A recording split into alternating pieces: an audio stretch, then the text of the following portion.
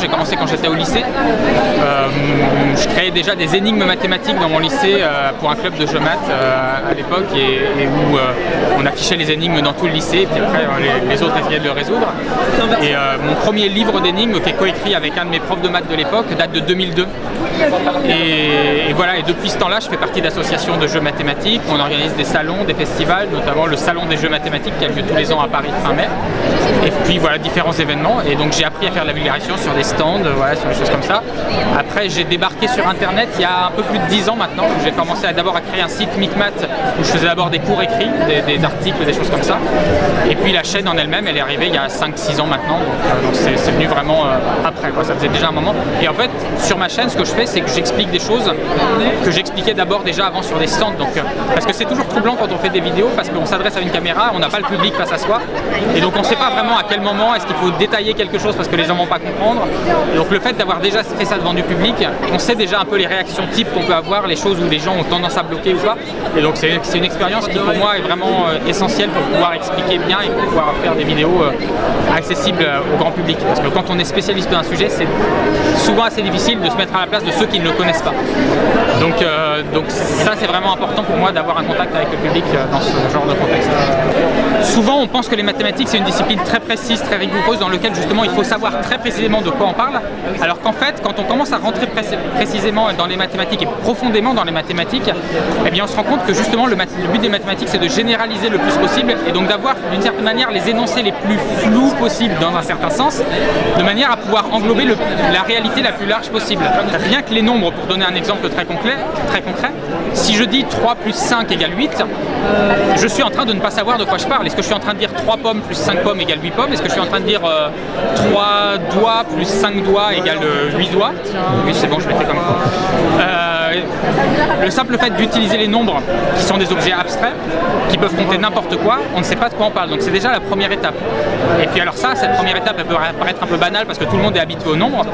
Mais quand on va plus profondément là-dedans, ça permet de démontrer des choses absolument fantastiques en mathématiques à condition de se relâcher, de se détendre un peu et de se dire c'est pas grave de ne pas savoir de quoi on parle. Et on a des démonstrations qui sont absolument fantastiques. C'est-à-dire dire les maths sont une science, c'est pas vraiment une information sur ce que sont les mathématiques, c'est plus une information sur la définition qu'on donne du mot science. Si on prend une définition assez restreinte des sciences, où on dit les sciences c'est des disciplines qui doivent parler du réel, du monde concret, et qui doivent être basées sur des expériences physiques. Alors les mathématiques ne sont pas une science parce qu'on ne fait pas d'expérience physique, on ne prend pas des tubes à essai, on ne prend pas de télescope quand on fait des maths.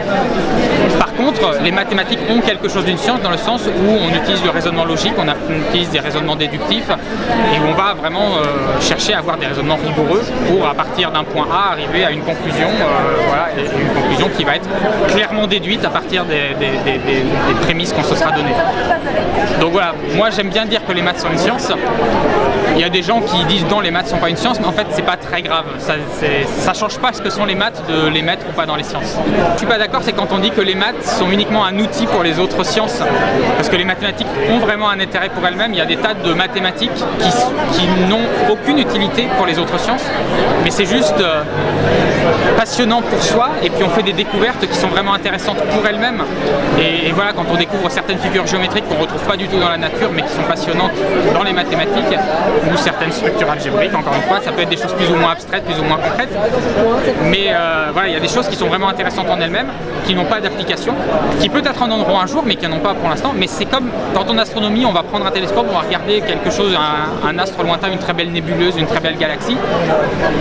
Ça ne sert pas à quelque chose concrètement, mais c'est intéressant en soi parce qu'on découvre des choses. On a l'impression de dire waouh, on vient de trouver quelque chose, on vient de découvrir quelque chose de l'univers.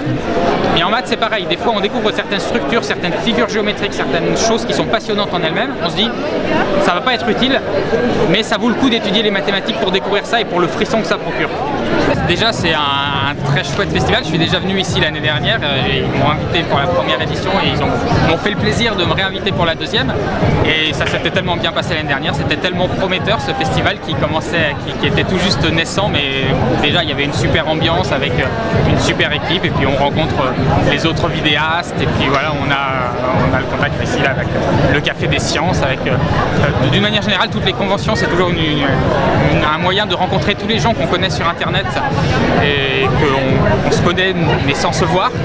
Et puis voilà, ce festival a une particulièrement bonne ambiance. Et puis là, voir comment ça s'agrandit, voir comment par rapport à l'année dernière ça s'est étendu déjà, alors que c'est seulement la 2e édition, ça promet pour l'avenir et c'est clairement en train de s'imposer comme étant un festival important pour les vidéastes et pour tout ce monde d'internet. C'est forcément un contact humain différent et c'est toujours un plaisir de voir dans les yeux les gens qui regardent les vidéos, parce que quand on est sur internet, on a beau le savoir, on a beau avoir les chiffres, on a beau avoir les nombres, les courbes d'évolution, des vues, ça reste très abstrait, on se rend pas vraiment compte en fait. Et donc là d'un seul coup ça devient humain, ça devient réel, ça devient concret, et ça c'est ce qu'apporte forcément ce genre d'événement. Sûr, merci beaucoup. Merci beaucoup à vous.